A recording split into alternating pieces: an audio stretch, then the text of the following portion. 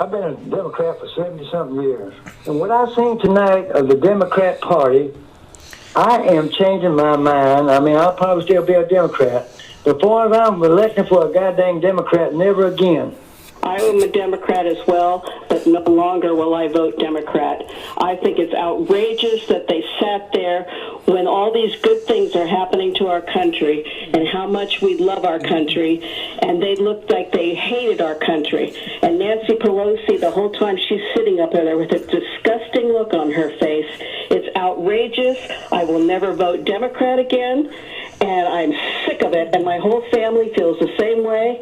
My husband, my friends are sitting here, all former Democrats. We all voted for Hillary last time, and therefore, never, ever will we ever vote Democrat again. You know, it's always portrayed that the Democrats don't love their country. Well, we love our country, and we want to see it succeed. But it appears to us that our Democratic Party's been stolen from us by a bunch of communists. And no longer will our family ever vote Democrat again. I am literally disgusted with Pelosi and the Democrats' behavior, the way she teared up his speech behind him at the end. I was a registered Democrat. I've gone independent. I'm leaning GOP now. With a simple rip of a paper, Nancy Pelosi has pretty much sealed the deal of a re-election of Donald Trump.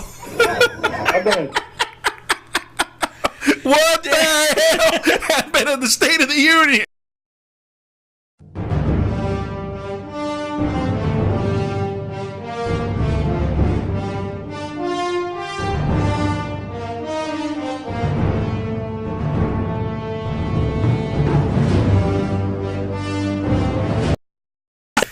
Wow, talk about the roaring 20s. We're 36 days into the new decade, and this thing has been roaring.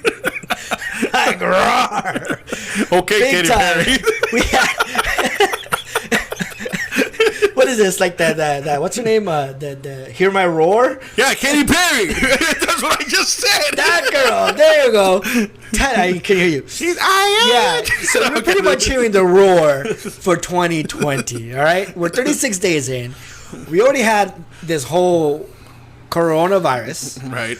We had the brink of World War III. We have oh man, a new migrant caravan marching up to the United States. We have an impeachment trial. We have State of the Union. The State of the Union and the disaster and the Iowa caucuses. Welcome to MM Talk. We're your host, Jaime Moreno. And Eddie Marmolejo. In this segment, we're just going to talk about 3 of those disasters, okay? 3 of those disasters in the new decade. First, we'll talk about what is going on with the Iowa caucuses. The Democrats can't get their things together. Get it together, Democrats. You're complicating an easy process on yourself. You are playing yourself, okay? 2, we're going to talk about President Trump's Keep going, I'm sorry. State of the Union address. Oh my God. State of the Union address, right? As y'all heard. Which currently holds 82% of the approval ratings among independents. Huge. Why is that important? We'll explain to you shortly. Third, President Donald J. Trump, the biggest threat to America, has been acquitted. With down party lines, 53% to acquit him, 49% to convict him. What does that mean for our party? What does that mean for the country? And did the Democrats seal the deal on themselves, giving Donald Trump an electoral victory in November? Or will voters come out and vote against the incumbent? We will discuss that shortly. But before we get into those topics, thank you for tuning in. Please make sure to share our channel. Make sure to follow us on Instagram and Facebook. Hit those follow buttons. Give us those likes, but also the subscriptions on YouTube. We've seen the great growth in our snips and our snip vids. We see you guys like them. So in order to keep continuing those, follow us on YouTube. Hit that subscribe button. Tune into the entire conversation, and then give us your thoughts. But with that, Jaime, this has been a really bad week for Democrats. We're only at Wednesday.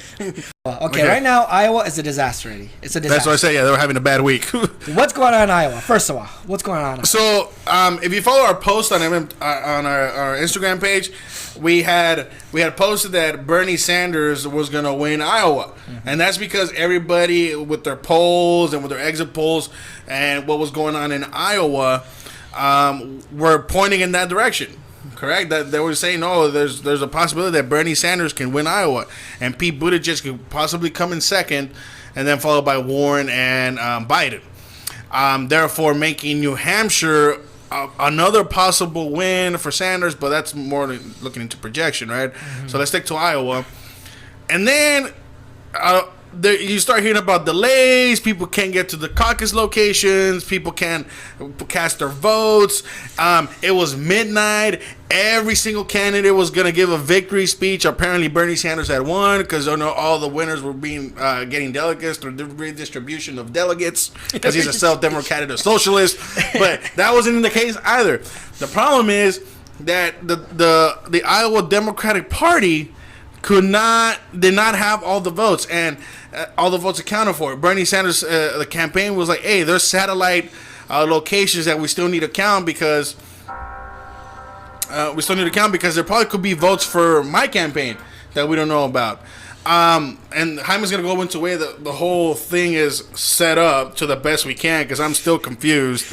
But every candidate wanted to make sure that all the counts were voted. And then once Jaime gets into the explanation as to how this whole thing is set up, I will tell you why Iowa in general is important looking on to New Hampshire. But go ahead, Jaime. Try to go for it.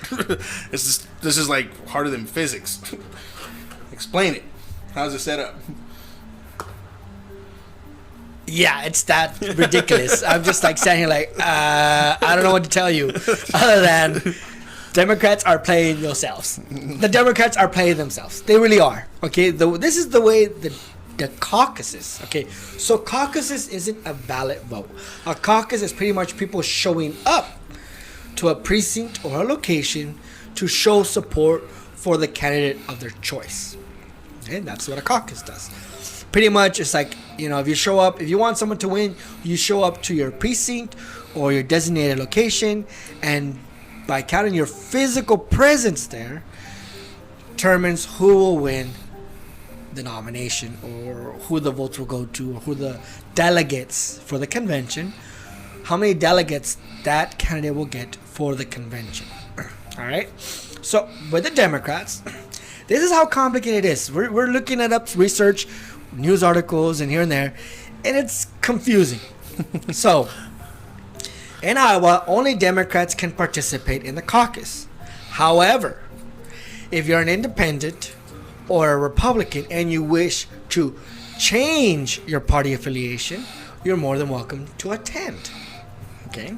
So, at the day of the caucuses, you wish to be, if you're an independent and you say, you know what, I want to be a Democrat because I want to show support for a candidate, you can do that. You can go to that day to the location of where you're designated to go, and then you change your party affiliation, you re-register as a Democrat, and bam, you're now a Democrat delegate, and you can go and participate in the caucus.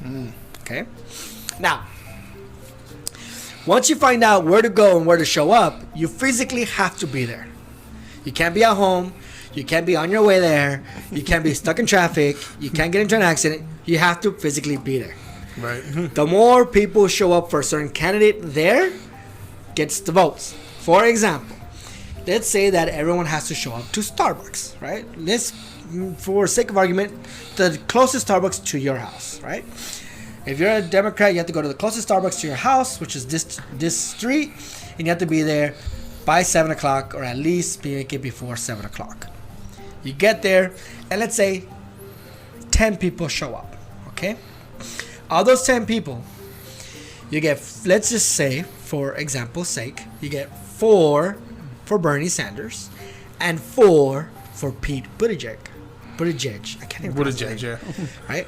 And you get 2 people there who want Elizabeth Warren. All right? We're using these 3 examples because those are the top 3 runners, pretty much. All right? So, when you get there, you have a tie vote between Buttigieg, Pete, and Bernie Sanders, and you got like 2 lone voters for Warren. Those are factored in. But you need to tie that group of people need to delegate. Need to say which of the candidates we have should you support. So the Bernie Sanders group and the Pete group are going to try to convince the Warren group to vote for them. Right? If they can convince them to vote for them, then, if it goes 50-50, then they do a coin toss or pick a number between 1 and 10. Whatever basic, sophisticated... Play a Call of Duty match. No room for error method of breaking a tie. However, you can remain with your delegates and stay that way and still cast the votes. However, you will not get a delegate. You need to get, according to the Democrat rules, a minimum of, if you have, so in this case we have 3 delegates. So in this precinct, we will need 16%. Okay, minimum of 16% of all those people of there for that precinct be up there to vote for 3 different people. 16%. How do you calculate that? We're still looking it up. Now, if they decide, you know what, let's just, the Warren people say, you know what, I'm going to go to Bernie, and the other guy says, I'm going to go to Pete. Pete, you got 2 delegates you want to vote for. If you want to elect 2 delegates for that precinct, minimum of 25% of people need to be there to elect 2 candidates. See how this is complicated? If you want to vote for only 1 delegate, let's just say that everyone decides to go for Sanders, you have to have a minimum of 50% of the people there to be able to choose 1 delegate. I am confused, but okay. That's the rules of the Democratic Iowa caucuses. So one location wants to have one. Just recap: one location, one candidate, 50% need to be there, and then 2 candidates, 25%, 3 candidates, 16%, and all 3 or so. Let's say 3 or more candidates, then you have to have 15%. And based on all that, right? Whoever the majority votes for, then that person gets a delegate. That person wins that particular voting precinct. Yeah. Precinct, and because they won that precinct, then those delegates go to that candidate. So that's how the Democratic rules for the Iowa caucus are. Okay, well, and that's why we here at MM Talk saying the Democrats are playing themselves. Yeah, because you played yourselves, Democrats, because literally it's not that complicated. Look how easily the Republican caucus voting is, okay? Republicans, the ones who don't want no one to vote, the ones who hate voter rights, the ones who want only white supremacists to vote and no one else. This is how they do their caucuses. And the evening of the caucus day, which is February 3rd on this year, right? In order for a candidate to receive the entire state's delegates for the convention, each one has to pretty much vote. Okay? Pretty much, they just go to a precinct, go to a voting booth, and they vote. I want this guy, that guy, and they send it in. Then they grab the votes, they tally them up, and then they directly give delegates proportionally to whoever got how many votes. For example, in this case, Donald Trump got 39 of the delegates when he got 31,000 votes. Bill Weld got 1 delegate when he only got 426 of the votes in Iowa. Does that sound easy? Yeah. Yeah, sounds pretty much easy. The Republicans just say vote for whoever you like, and then, based on how many votes you get, we'll give you delegates. And in this case, Trump got majority of the popular vote in Iowa and gave 400 votes to Bill Weld, his contender. Bill Weld got 1 delegate. Donald Trump got 39 of the delegates. However, in the Democrats, we're still figuring out whether or not the counts were made properly, whether we counted people right, whether everyone got a vote, whether the flipping of the coin worked, whether count 1 to 10 worked, whether they're playing Call of Duty game and whoever wins the most wins. Play the game. Rock, paper, scissors, best 5 out of 3. And I say 5 out of 3 on purposely because I know Democrats, if they lose, they're still going to want to keep playing until they finally win. So that's why I said 5 out of 3 instead of 3 out of 5. Because Democrats will keep pushing until they get what they want, right? So that's the confusion in the Democratic caucuses. Not only that, to make matters worse, we have the brilliant, and smart people from the Hillary Clinton campaign develop an app called Shadow. Doesn't sound scary at all, if you ask me. Sounds very transparent, by the way. Talk about transparent. And the purpose of this Shadow app is to bring precise, accurate numbers to help Democrat delegates and progressives at large. So people couldn't download the app. If you guys look at our Facebook, our Instagram, you'll notice that the article by the LA Times said that they couldn't download the app. They didn't know if it worked. They were trying to upload results, but it was lagging, and they weren't even sure if it uploaded. So they called the 1-800 number. No one answered the 1-800 number. They hung up after 2 hours waiting. And they're like, well, if there's a problem, they're going to call me. Okay, yeah. Other precincts were smart enough to write down the vote tally and then upload the app. Other people were afraid of the app. Other people were like, who the heck is this app about, right? So to add up to the complicated process of doing things, you add this complicated application. What do you think about that, Andy? This is a nutcase job, sir. There's another word I will not use. Cluster and add the other word and you get it, because that's what this is. So this is based on our research. But what is the media saying, Eddie? Why is the Iowa caucuses failing? If you know Democrats and if you know them well, especially through our analysis of MM Talk, you know that you cannot have a Democrat analysis without throwing in the race card. What? Yes, the race card. But we just proved that the process is complicated. No, well, we just showed that the application was complicated too. No. How is race in this, Eddie? I don't get you. Okay, but then again, for Democrats, anything is racist. Yeah, well, so here's Selena Maxwell, who worked for Hillary Clinton. Oh, she worked for Hillary Clinton? Yeah. Okay. So Selena Maxwell, can you tell us why? This is a clip from MSNBC, and she's going to explain to you why Iowa turned out the way it turned out. I want to ask you, Zelina, about this. Is something that came out of our entrance polling, and this caught my attention last night. This is Iowa caucus entrance polling. Here's the full screen: 35%. There it is, right there. 35% of voters caucusing this year were first-time caucus goers. 44%. That was the number in 2016. Democrats have long leaned on President Trump being a motivator for voters. Those numbers don't bear that out. Should that concern Democrats? Yes, but I think for a different reason than a lot of folks probably will think. And maybe yes, wait. So not a lot of people showed up this year, in 2016. Yeah, so less people showed up this year. And keep in mind, you just pointed out the apps were. Well, I mean, we don't know if it was a voter turnout or the situations, because we just explained there was a counts when being counted. App issues, location issues, all that was turned in. But Zerlina has a different reason, folks. Has the real reason. Tell us why. I'll be the only person to say this today. The Iowa caucus is essentially the perfect example of systemic racism. 91% of the voters in Iowa are white. The reason why you see a drop in turnout, I'm just speculating here, it could be perhaps that white children are not in the cages. So when you're talking about the tangible pain that black and brown people are feeling, they feel a sense of urgency because their kids are being put in cages, right? And so if you have 91% white electorate, that sense of urgency may not be reflected in the turnout numbers. I'm not saying that's the reason for this. No. It could be a factor.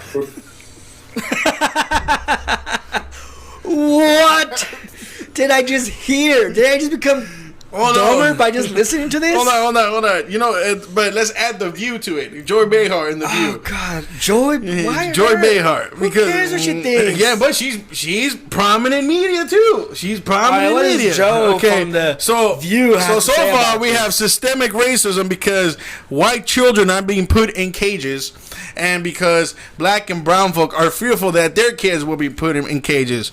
But Joy Behar blames Democrat Iowa disaster on red state culture and white people. Okay, red state culture. Yes. What does that mean? Because Iowa. Well, let's see what she says. Let's see what she says. So she says, why are they doing it in a red state? It's a Democrat. It's a Democratic Party. Why don't they go to a blue state and do it? And mostly white people, young white people, are voting in Iowa. That's not an indication of the Democratic Party. So that was a mistake. I agree that Iowa should not be doing it. Although I love Iowa, I've been there. It's a lovely place, and the people are very nice. Oh, they're very nice people. Yeah, but they're all racist. Is that what you're saying? Yeah. So in two. Like, I don't get it. Like, so check. They're nice people, but you know what? Iowa sucks. Iowa sucks, and the other one is because their factor is that black and brown people and their children, are being put into cages. I'm like,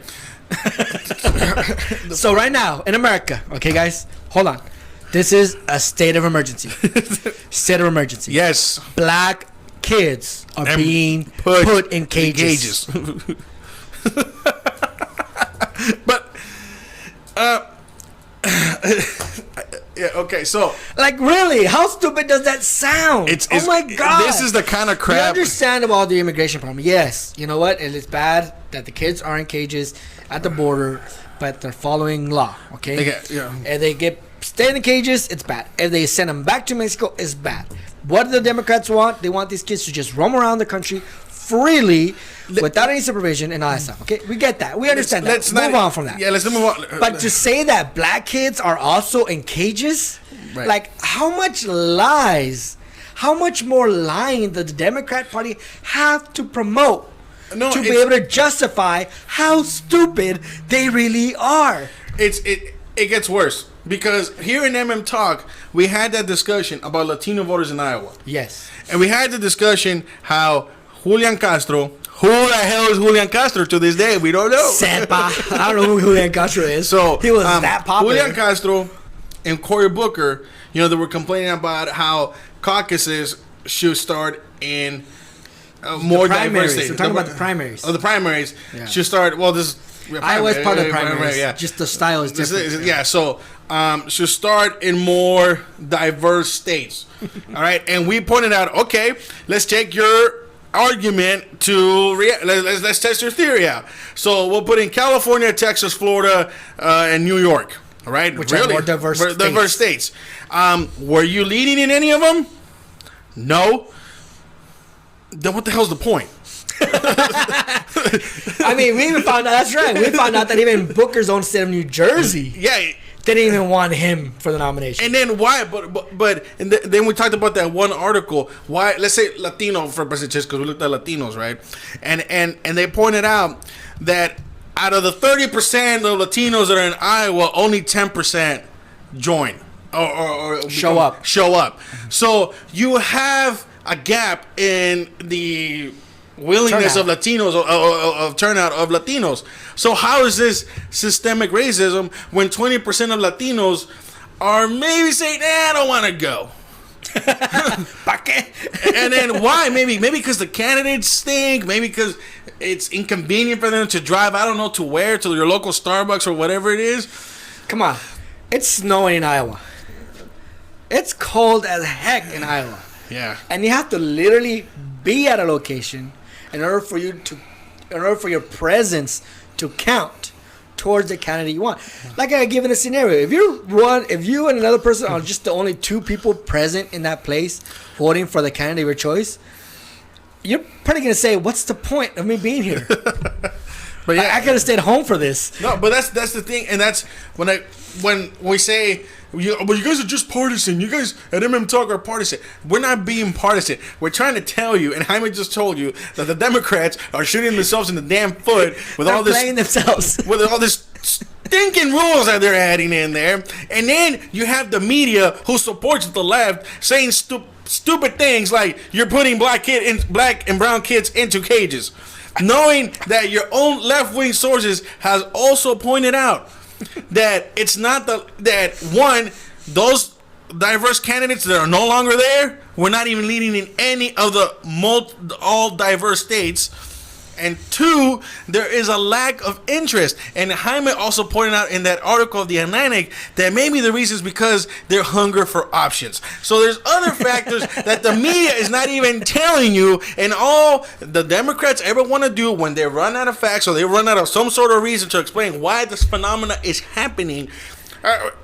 Pretty much here, racism, systemic racism. And like she said, I'll be the only one saying this. Yes, you will be the only one saying you're that. the only one saying that because I'm like, wow. I don't even think the pundits there with you are like, what did she just say? Right? And like Eddie says, yes. And like we keep telling you guys here in Talk, like the Democrats don't own up to their own mistakes. Yes. They don't own up to their own faults. They don't own up to their disastrous ways of doing things.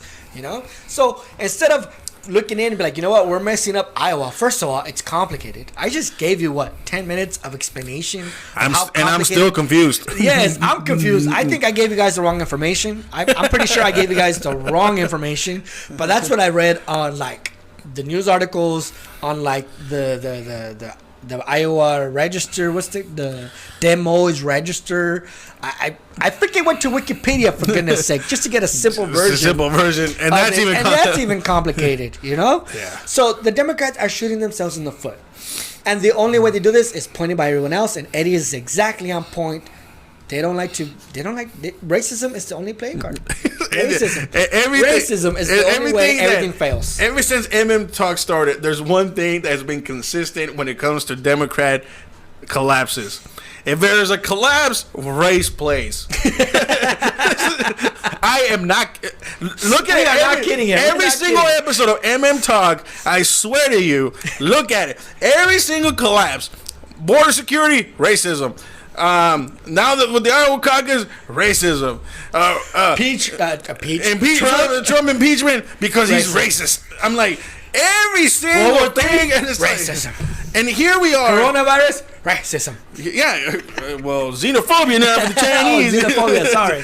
Man, and we'll wrap it up with this, but it's here we're trying to tell you that there's other factors. And we get ridiculed for this. We're not defending Republicans. We're trying to say Democrats.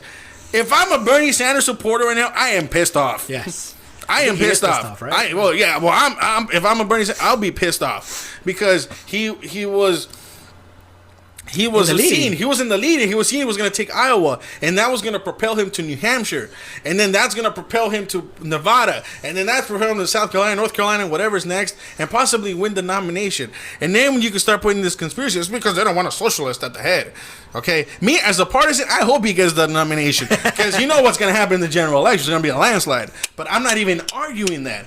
I'm saying that for you Democrat viewers, you need to start questioning the DNC on the basis of the rules and the system that's in place, not on the stupidity you're hearing from MSNBC and hearing it's racist.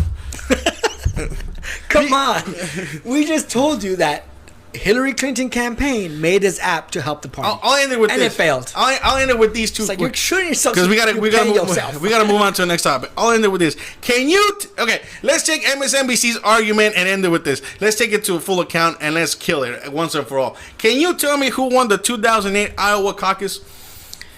Racism. No. Who won in 2008? Who won? Well, Barack Obama won. Barack Obama. What race is Barack Obama? Well, that depends.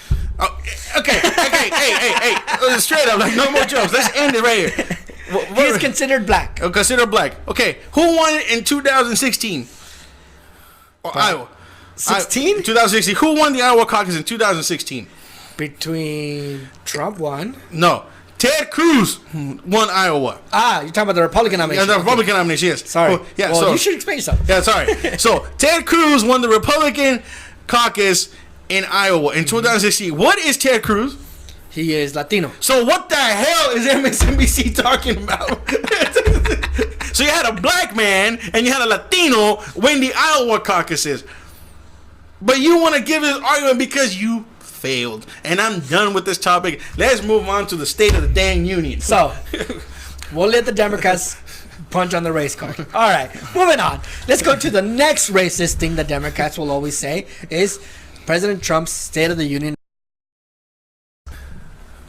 The State of the Union, which pretty much all Democrats are saying it's a racist, lying, two-faced, hypocritical, con artist of a speech, and that all the women had to wear white because of women's suffrage. I think the last time a woman was not allowed to vote is probably because she was in prison. I thought that orange was the new black. That's probably the only last time I could think of a woman was not able to vote in America. With the exception of Georgia, I think majority of women have the right to abortion, right? Except with Georgia and their law, which we discussed here in MM Talk. I pretty much think that a lot of women have a lot of things going on for them. Income inequality, it's closing up. We discussed that, it's your degree, not so much because you're a female that you're better than someone, and so on and so forth, okay? But yet, the Democratic women show up in their suffragette white to demonstrate how oppressed these women are, but yet they sit in Congress. Wow, talk about oppression. That's the best part, though.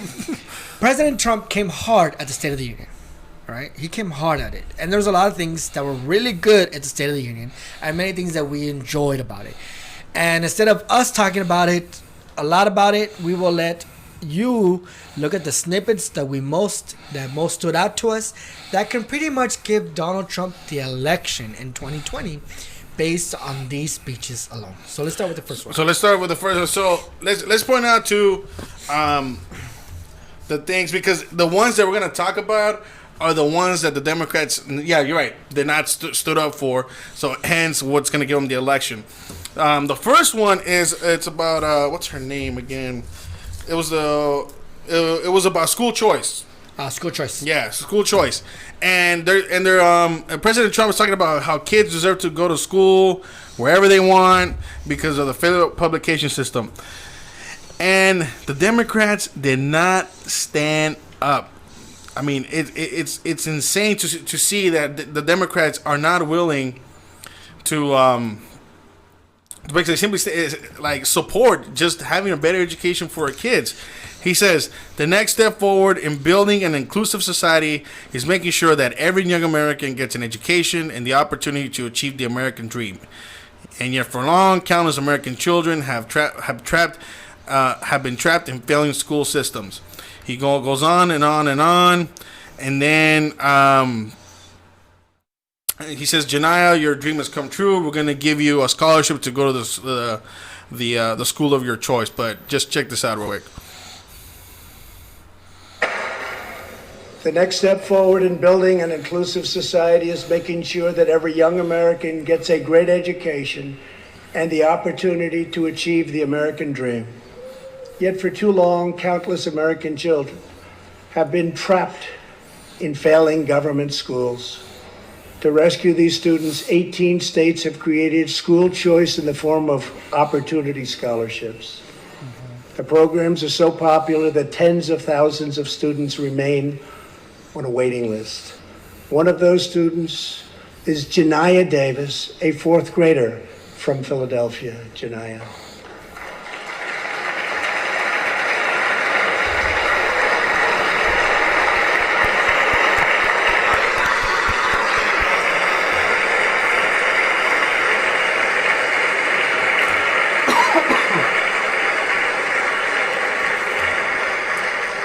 Janaya's mom, Stephanie, is a single parent. She would do anything to give her daughter a better future. But last year, that future was put further out of reach when Pennsylvania's governor vetoed legislation to expand school choice to 50,000 children. Janaya and Stephanie are in the gallery. Stephanie, thank you so much for being here with your beautiful daughter. Thank you very much.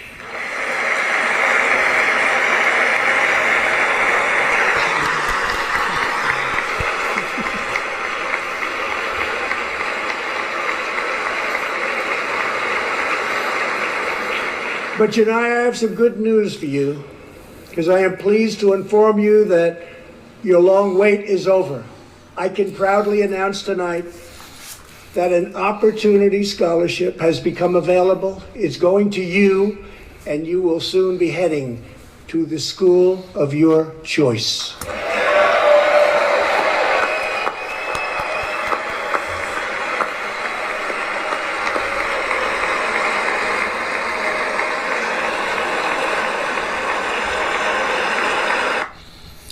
Okay, so as you can hear, conservatives and Republicans believe in school choice, right? Yes, we do have the public education system. But as we know, if you can research it, the U.S. education system is like the weakest in the world. We're like number 24th globally. Now, this young girl got a voucher to be able to go to a private school of her choice. Yeah, just any school, because the thing with President Trump, yeah, he's for vouchers, right? To go to any school you want, but he's saying in a general aspect, parents should be able to choose the school they want for their child. Amen to that. Because I don't know if you know about the Baltimore situation where there were 5 high schools were graded, and none of them can even do simple like high school math. They couldn't do it. Wow. They couldn't do it. They couldn't pass the general. I mean, why would you send your kids there? Why are parents going more to charter schools now? Because they feel charter schools are teaching their kids better because of the small side classes. They have more attention to their students, right? That's why more parents are going to charter schools. Again, a thing that's supported more by minorities than it is of the so-called white liberals, okay?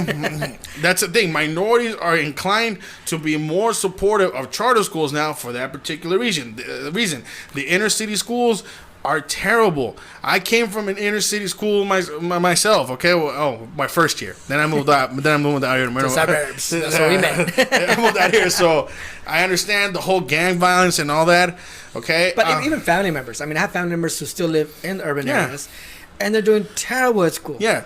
So he says... they even, like... I don't want to talk about my family, but I mean... They're barely able to get their high school diploma. Some have to take their GED. Yeah, I know. And that's the thing. So he's saying school choice. He's telling you, everybody has the right for school choice. None of the Democrats stand up.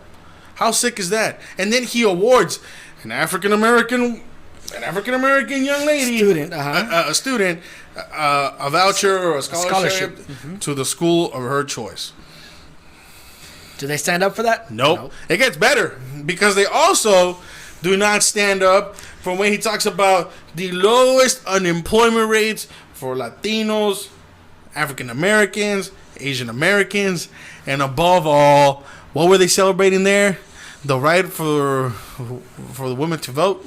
Yes. So lowest unemployment rate for women, and they still wouldn't stand up as well. It is ridiculous. I mean, I guess you might not like the guy. Right? That's fine if you don't like the guy. You don't like him. You don't agree with a lot of his policies, whatever, right? You disagree with him. We can agree to disagree. But when there's been proven track record of a good economy right now with its flaws, and yes, there's still some disparities in pay, whatever, but the economy is doing great. When you have that much drop in unemployment rate among minorities, which have been, what did that pundit say? Who have been the victims of systematic racism. Systematic racism, yes. Systematic racism has put black and brown people at the bottom of the totem pole. And they suffer. They have the largest unemployment rate. They suffer. They need welfare. They need social assistance. But now when the economy comes and there's like the lowest unemployment rate, means there's more brown and black people in the workforce and out of welfare. That should be good. That is progress. That is solution to the problem. Not the democratic solution to depend on the government. We'll help you out. No. What's another point that President Donald Trump gave that the Democrats claim to be for, but when Donald Trump did it, they didn't stand up and for it? Wait. Which one? Hold on. Therefore, when Donald Trump did it. So we have the economy. Good economy. They didn't stand up with that. We have a black girl who got a scholarship to go to a school of her choice. Right. The Democrats didn't stand up and clap for that. We have an ex-felon who was who got out of prison by the new First Step Act, the Reform Bill. Right. He's back on his feet with his own business. Right. They didn't stand up to that. We have a Tuskegee Airman Yeah.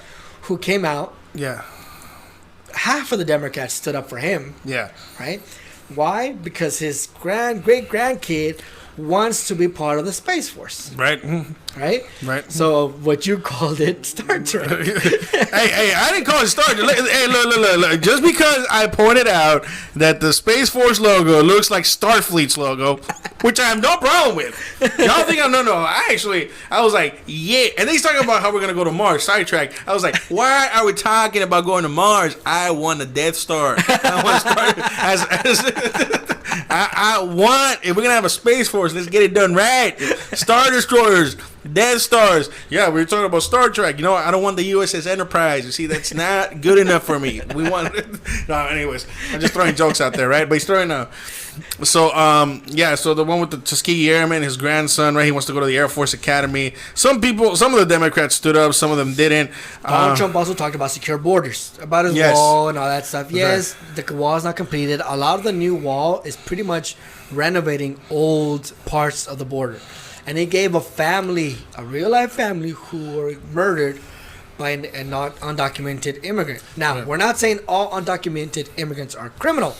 We're not saying that. But Donald Trump gave specific examples and how dangerous having no control of the border and no control of immigration can pose a problem. Now, we're not saying that everyone is like that. We're not saying that all immigrants are evil. We're not saying all undocumented people are criminals. We're not saying that. But it does leave room for such cases to occur. You know, just like, we all drive, we all get behind the wheel, we all pass our driver's test, we all pass the driving exam. Just because we all passed it doesn't necessarily mean that we're all good drivers, right? There's still accidents out there. Okay, but same thing is that. So which one was it? 'Cause I don't recall. President Trump gave the. So which is the one you said that he is for now, but Democrats oppose or were in favor for? Oh, that's a whole different thing. So, for example, Democrats used to be for secure borders. Oh, okay. So, yeah, secure borders, right? yeah. They used to be for decades. Right. They used to be, you know what, we want immigrants, yes, but we need to keep control. If you don't believe me, go back up to President Obama. Okay. Where he himself says, don't come here illegally, do a process right, fill out the paperwork, get here the right way, right?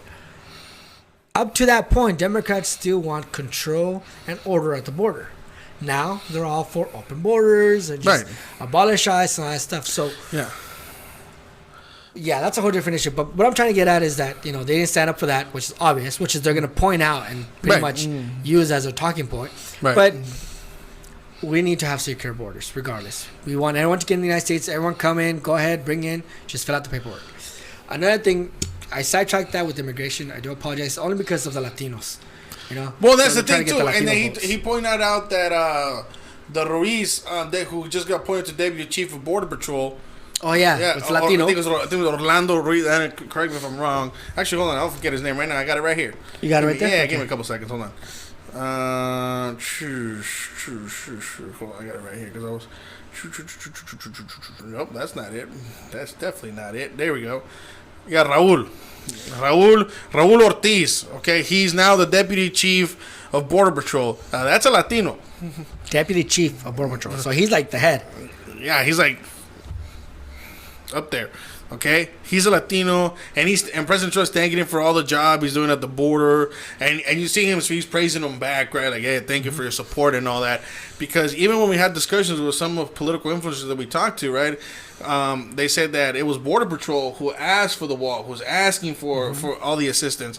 They're asking for the president. It's documented. It's in the videos that people say we need more border security. Yeah, so they've asked for funding for years. Yeah. So it's everything being done correctly, and Democrats are like, oh no, you're putting kids into cages and this and that, and you saw with the Iowa thing, that's being claimed. But I'm like, so let me get this straight: the racist, white supremacist, fascist, Nazi president that we have at the White House, as a Latino, as his Deputy Chief of Border Patrol, thanks to Tuskegee Airman for his service, promotes him to Brigadier General at age 100. Yeah, no, he's there, but he got promoted, right? He got promoted. He got promoted. Pay raise. let's see, points out that the Black, Hispanic, Asian, and women employment rates are an all-time low, and gives an African American woman, student, a voucher to go to any school of her choice. Where in all of that did you hear? Does it sound like this guy is racist at all? You may, like Jaime points out over and over again, you may not like his policy style. You may not like his approach. Where's the racism? Where's the racism? Okay, he points out, he makes criminal justice reform the most effective justice reform since the Bill Clinton one. Well, Bill Clinton didn't make it justice reform. There hasn't been any justice reform. Criminal justice reform. So and allows more African Americans and Hispanics to. It benefits them more, and we keep calling them racist. All points aside, right? Same thing over and over and over again. So we get to the point to why Nancy Pelosi rips the dang speech. Okay? Half of you are going to be like, well, he dissed her at the beginning. He wouldn't shake her hand. And that could probably play into it. I'm not going to lie. I mean, Trump just answered, hey, here you go, Mike. Hey, how's it going, Mike? Hey, see you later, okay? And then turns around to Pelosi. He's like, well, here you go. Would you shake the hand of the person who impeached you? And that's the thing. Would you shake the hand of the person who just impeached you? Who is suing you? Okay, would you? Let's just put it in layman's terms. Someone takes you to court and suing you for whatever reason. Right. Would you shake the hand of that person? No. Majority of you won't. But majority you won't. But that's normal people, you and I. And when you're putting like a speaker of the House of the president, you're at a different standard, right? So the most you could have done is maybe like a fake handshake, like one of those, like I don't want your cuties, like okay, like one of those, like hey, whatever, one of those. Be polite, okay, I mean, some people that's the argument, right? So at least he could have done that because that was classless by the president. But then at the end of the speech, after all the things you heard and all the things you saw, right? Nancy Pelosi rips the State of the Union. Literally ripped it. Like, okay? And they asked her, Speaker, my Madam Speaker, why did you rip the president's speech up? It was the courteous thing to do, as opposed to the alternative, which was what? Throw it at him?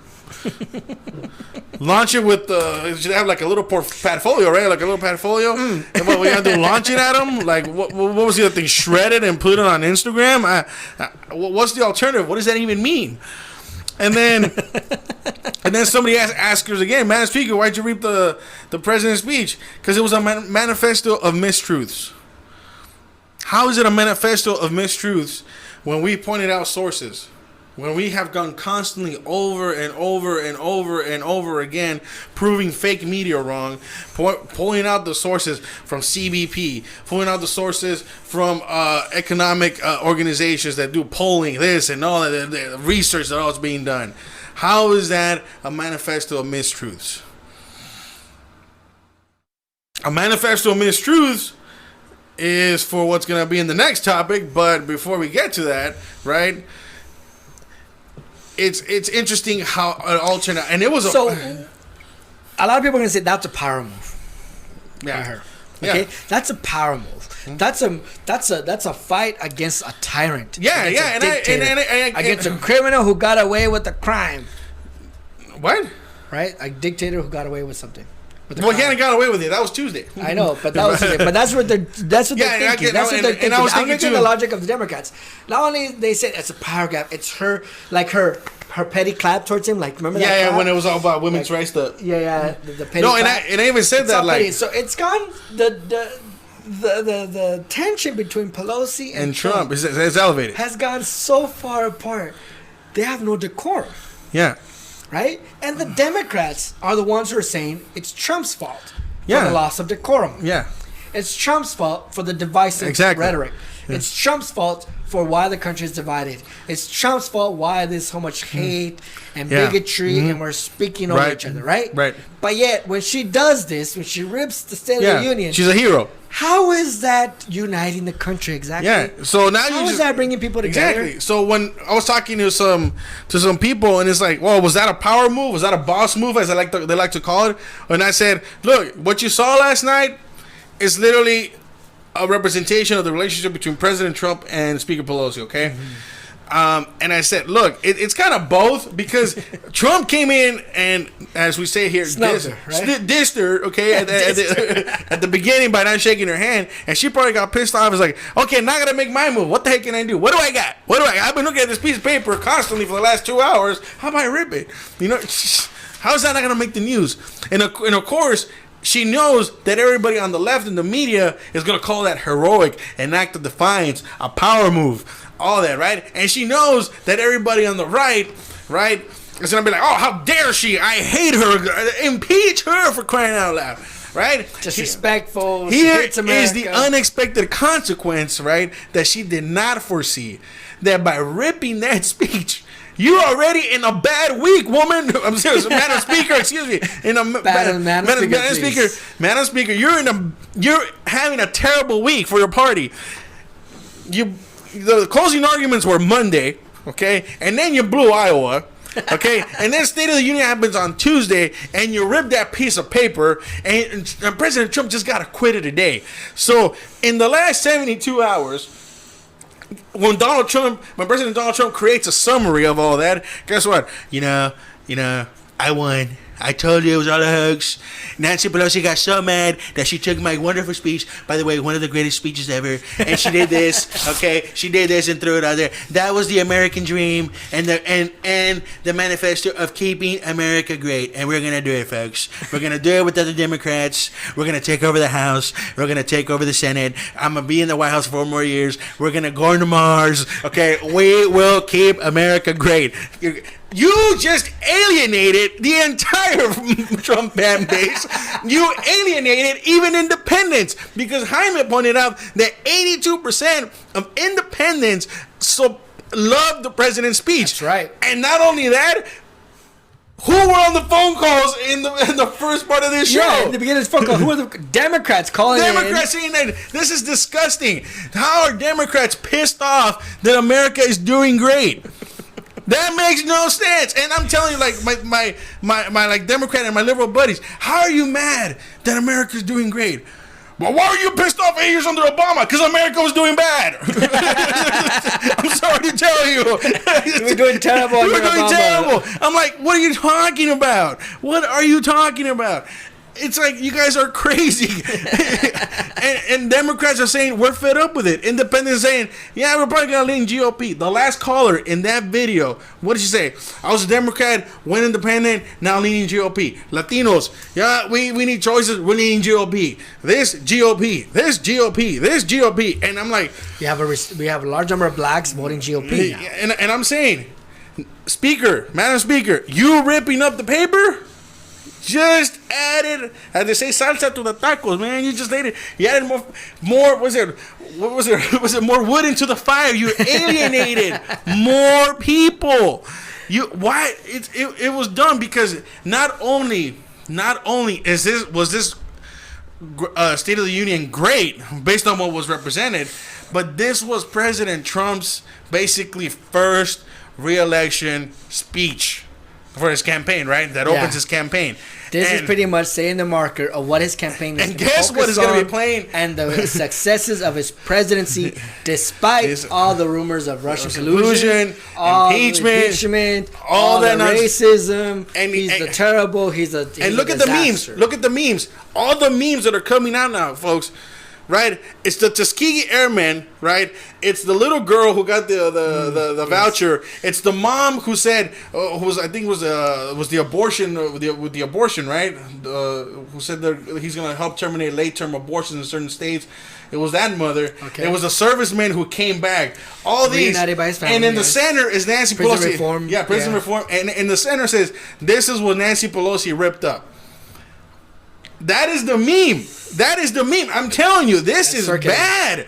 And it's circling. And it's bad for you Democrats because now independents are going to see that. And independents are turning. Help sway the votes. And they're saying, look, if that's what my Democratic Party represents, I don't want any part of it.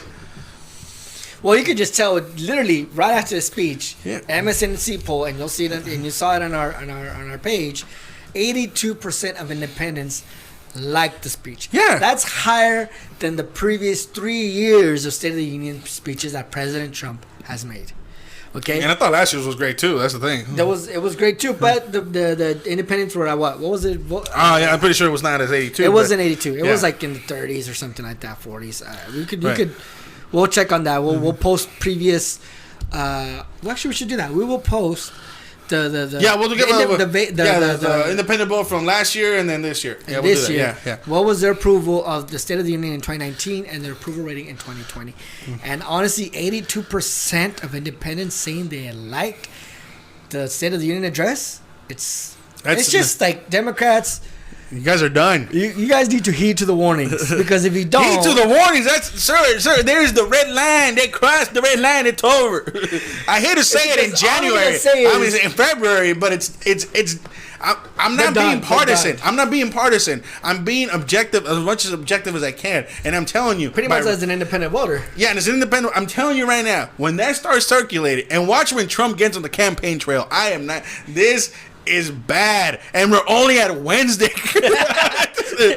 All right, let's move on to the next topic, because right now we're just tearing up the Democrats right now. So impeachment. President Trump's State of the Union address was great this time around. He gave the facts of what he has accomplished. Yes, there's still more things to be accomplished, more things to get done, and we have a long way. The president has a long way to go. Our country has a long way to go. Our leaders have a long way to go to fix our problems in a pragmatic way, instead of wasting our time and energy with partisan bickering of you're this, you're that, like children in the play area. Just stop it. We need to get things done. And the Democrats need to stop using the race card as a reason for every failures. Yeah, you are fooling yourselves, Democrats. You are playing yourselves. Yeah, so and let's just end it with impeachment real quick. As you all know, today was supposed to be Wednesday, as we record this.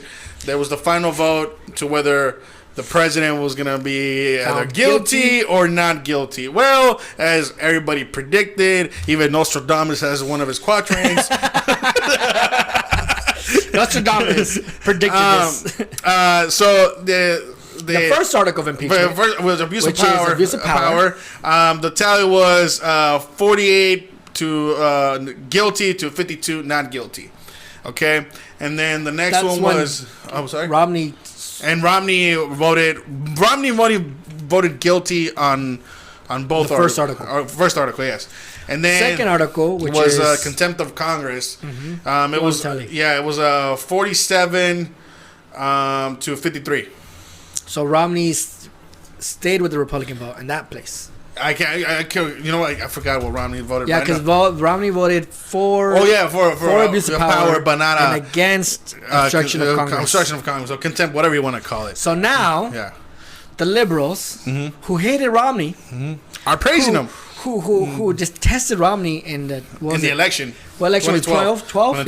2012 election. Who was, bad candidate. He's a Republican. He's racist. He's evil. We don't like him. He can't be president. Keep Obama in the Keep Obama in the White House. That same guy they hated for all of 2012 is now being loved by the Democrats and by the liberals. Why? Because he defected. So that just shows you. Yeah. In simplest of terms, how biased the media is, right? One, if you're conservative, they hate you. You're the worst. They report badly about you. They lie about you. They falsify information or misinform viewers on the facts if you're conservative or Republican. They did it with Romney in 2012. Now that he voted to convict Donald Trump, he is now a hero. He is now considered by the media left that he stood up to righteousness, that he stood up to power, that he is a hero. And because he did not go with the majority party on one vote, not two, but one vote only, he is now a lone ranger. He's a hero. He should be respected, and his legacy shall live on. I'm telling Eddie, it's only a matter of time before they hate the guy again. No, it's funny how what did we say here when we talked about the media bias just when impeachment began, that what was Project Veritas on CNN it was discovered that CNN president said, all I want you to do is focus on impeachment. I don't care about other stories. 24/7 impeachment or Russian collusion, right? We find out that 85% of registered journalists are Democrat, okay? Yes. We then found out that in one of the articles from the Washington Post, a journalist begging other journalists to convince America that President Trump should be impeached. Not begging journalists to help America understand what's going on, where are the facts, the truth, and everything. You know how they did with Watergate, you know, but okay. We had that, and then you have 24/7 coverage on TV, which does not stop, and every single minute, Donald Trump is guilty. Donald Trump is guilty. Donald Trump is guilty. Here in MM Talk, we said innocent until proven guilty. What is MM Talk also telling you? That we are open to the possibility that President Trump is guilty, as opposed to the liberal media and the fake media, who are not open to the possibility that he is innocent, because you don't like the guy. You call him a racist, a fascist, a Nazi, and all that, and then he calls, and then I guess he one of the anchors from CNN was called the liberal hack by one of the senators, and y'all were like, how dare she? How dare she? This guy's is a prominent journalist. He's a great man. How dare she call him a hack? Yeah, you call the president of the United States a fascist, white supremacist, Nazi. And I can go on for days. But that's not disgraceful. That's not disgraceful. Okay. Yeah, Chris, don't call me Fredo over there. All right. You know, trying to say the president is just guilty. Then you have Don Lemon, who is laughs at Trump supporters. Laughs at Trump supporters. Calls half the country stupid because that's what he did. Okay, but that's okay. That's me calling me a minority stupid for supporting President Trump. Okay, it's acceptable. Might as well call me a house slave, Don Lemon, the way you do things at CNN. Okay, you know, that's okay. You know, that's the things that we're talking about. Like, the media is biased, and we're trying to tell you folks at MM Talk. We told you, don't look at this as a normal trial, because it's not a normal trial. You can't do it as fact one. Fact two, okay? Be open to the facts that are presented to you during the inquiry. Okay? The inquiry happened, and then you go to the next stage, right, which is the impeachment trial. We accept, Jaime and I place this to you, we accept whatever the outcome. If he's guilty, get that son of a, you know what, out of the office. Get out of here. If he's innocent, accept it. But what happened in the inquiry? Why is the left-wing media pissed off right now? That's the best way to put it. It's pissed off. They can't believe it. But they say, it's not over. We will fight on. Okay.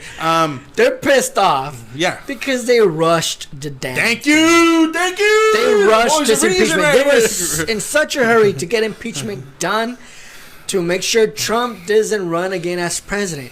If all so any evidence that comes out after this acquittal, it's nullified. It's void. It doesn't go back into court. You can't bring into court new evidence after you've been acquitted of a crime. It doesn't. It's I wouldn't say, because that's saying like there's no double jeopardy. But the thing is, for example, another famous case is O.J. Simpson. He was acquitted. Yeah. He was acquitted. Yeah. A lot of stuff came after his acquittal. Right. That still pointed him as the criminal. Okay. A lot of the evidence, a lot of the books, even he himself wrote a book saying, if I had done it. Yeah, it was hypothetical. You know, if I woke up after I was really pissed off and I saw blood in my hands. And I would have done it this way. Okay, that's still incriminating. That's still incriminating. Right. But if O.J. Simpson hasn't been back into court to get retried for the same trial he was acquitted for, that means that the president of the United States will not get re-impeached, regardless of how much evidence, supposedly evidence against him, comes out after the fact. He will not be impeached again. It'll be hard for him to get impeached again, to be put into trial once again. Well, I mean, it wouldn't be hard, but it'll be hard to sell. He could get into impeachment on another matter, on a different thing. Right. O.J. Simpson went to prison over stealing artifacts, his own artifacts back from a buyer. He went to prison for that. He didn't go to prison for murdering his wife. No, sir. I mean, sir. he Yes, didn't sir. get- He was found not guilty. He was not guilty. He wasn't put to prison over the suspicion that he murdered his own wife. He didn't. Yeah. Okay? Even though there was DNA testing and all that stuff, he was acquitted. Okay? I think there was more facts to the O.J. Simpson case than there were for the impeachment case. And again, folks, O.J. was found not guilty. When I say he's innocent, I say he was Not found guilty. When I say he's innocent, he's just not guilty. The facts of the case. The facts. You can only fight the facts. The Democrats rushed this. If they really wanted John Bolton, they would have subpoenaed John Bolton. But when? Before the impeachment trial. Thank you. This is During the inquiry. investigation. Everybody In the says inquiry. Everybody says Republicans were opposed to witnesses, and I said we were not opposed to witnesses, but what McConnell and everybody kept saying is we're not going to do the House's job. You guys should have done that during the inquiry. Because what was John Bolton's testimony going to add? Oh yeah, that he did quid pro quo and this and that. So if this was a normal trial, a judge is like, is he going to change the conclusions to your current case? Is his testimony going to change the conclusion? The conclusions to the testimony you're about to provide, or the presentation you're about to provide? And I'm gonna say, no. Then what the hell do you need him for? Get out of here! Get out of here, Sheriff! Justice Robert like, get out of here! Contempt of Congress! Get out of here! So you didn't need John Bolton, but because John Bolton was one of the main guys in the administration, I would have been great. It's a bombshell. They should have got him beforehand. But what did Adam Schiff kept repeating over and over again? We have a solid case. We have the number of witnesses we need. We don't need the whistleblower. We got everybody. And we said, no, we want to hear from the whistleblower. We want to hear. Yes. We want to hear from any witness, Republican, Democrat, Trump hater, anybody who he needs to be heard about what happened to be heard. That is what we kept saying here. We said, yeah, go for the trial, but all the witnesses need to be heard. And the Democrats said, no, actually, we don't need to hear from all the witnesses. We just need to hear from some people. We need new evidence, new testimony. Yeah. Not the testimony we already have. Not the stuff we already have on file and on record. I'm talking about during the inquiry. They said that everybody that was there was enough. Yeah. I know. But then when they went to the Senate, they were like, we need witnesses. We need evidence. We need evidence. We need witnesses. But they weren't talking about the witnesses they had on record. They're talking about new witnesses. Yeah. New people coming to light. New people who they didn't do their due diligence and investigated. Yeah. Dude, I mean, let's just, there's been investigations in criminal law that have been going on for years, and they nab them. If you don't believe me, if you watch any mob movie, or if you've seen The Irishman, or any classic mob movie, what's going on? They're being investigated by FBI, right? And in the movie, towards the end of the movie, you notice that, they're being investigated, and then they crack them off, right? Yeah. The same thing the Democrats could have done it. They could have been investigating and got all the evidence, all the witnesses, everyone. Right. To come up and be like, he is guilty, he needs to be impeached. They had enough time to do it, but they wished not to. They rushed it because of the elections coming Because up. of the elections. So literally, that's why they did impeachment. Exactly. And so, impeachment, sorry. So what they did, and as my analogy, is turning in a rough draft without any sources, without being edited correctly, and all. That's all you turn in to the Senate. Mm-hmm. So the perfect trial, and this is why I said this is why you had no Republican support. You would have had Republican support, right? Had all the witnesses been represented, all the evidence, and then all the evidence was laid out, and then some Republicans could have said, you know what, maybe he did something bad here. Maybe, you know what, maybe he didn't. He did something bad, but we can't consider him to impeachment. You would have had Republicans actually talking instead of the notion of the predisposition that they just are going to acquit Trump. Jim Jordan saying, look, all you have here is third-party witnesses. Why? How are we going to vote on impeachment? You had Nunez, right? Also, why? These people are third-party witnesses. We don't have time for this. I want actual witnesses. Right. Because if I'm going to vote on impeachment, I need to do it right. Mm-hmm. Okay? The professor, Professor Turley, he said, no, you guys are rushing this damn thing. You can't do it. You're setting a precedent that's going to be bad for the Republic.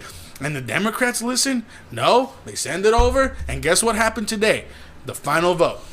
And it's not because we didn't have witnesses. It's not because it was a partisan acquittal. It's because the Democrats did not do their job during the inquiry. That is the truth, folks. Whether you like to hear it or not, we're saying we were for witnesses. We were for let's hear it all. We were for take the time you need. We made the joke that if it takes a trial, make it long. So Bernie Sanders was a bit make it a year. Yeah, make it a year. We don't care, right? But did they want to do it? No. Now you're hearing we're not going to stop here and we're going to go through this again. Good try. Good luck selling it. Because after the ripping of those papers last night, you can't.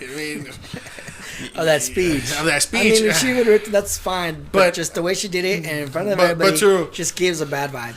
So, impeachment. This was going to happen. They didn't have the votes in the Senate. They didn't have the votes from the beginning. Right. They couldn't convince anybody. Only Democrats. You couldn't. In the Bill Clinton case, you had Democrats who voted against Bill Clinton. Mm-hmm. Okay, his own party voted against him. You had members. You had bipartisan support. There was 20 Democrats who investigated Bill Clinton. You have a 50-50 vote that acquitted him.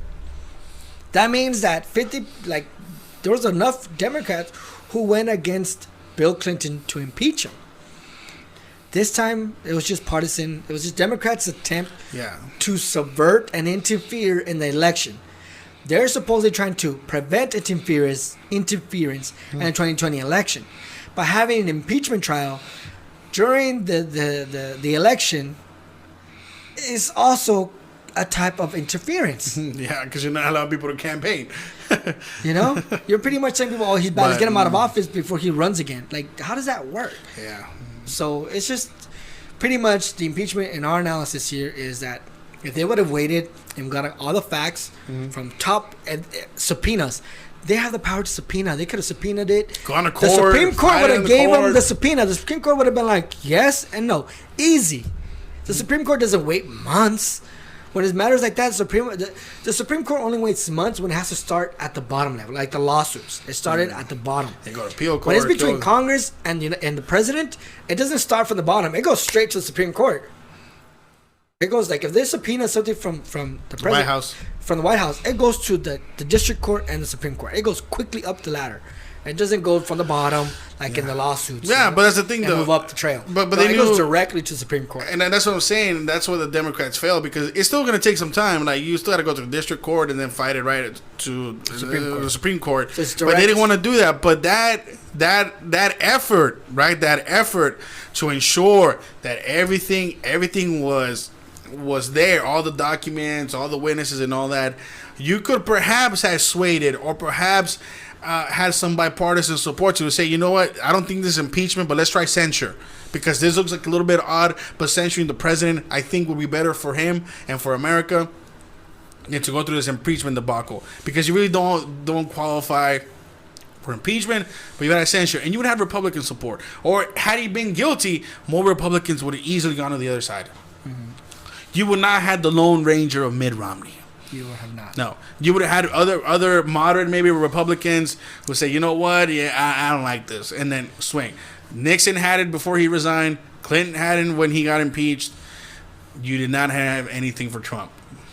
And it's not because we just are conservatives. We can say we support Trump. They're saying it's not a blind support. It's not a blind support. This is the facts. I've been trying to be as objective as I can to this, but when I hear the ignorance coming again from the media or reading people's statements, and I'm like, no, you make no sense. That's not the issue.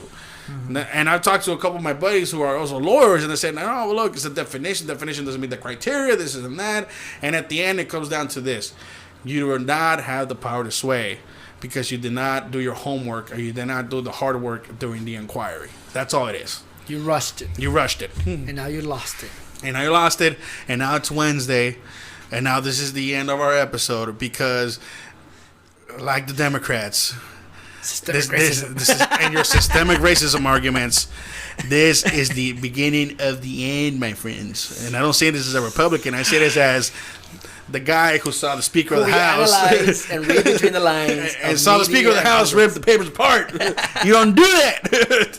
But anyways, guys, thank you for tuning in to our broadcast this week. We appreciate your support. Keep doing it. Leave your comments below.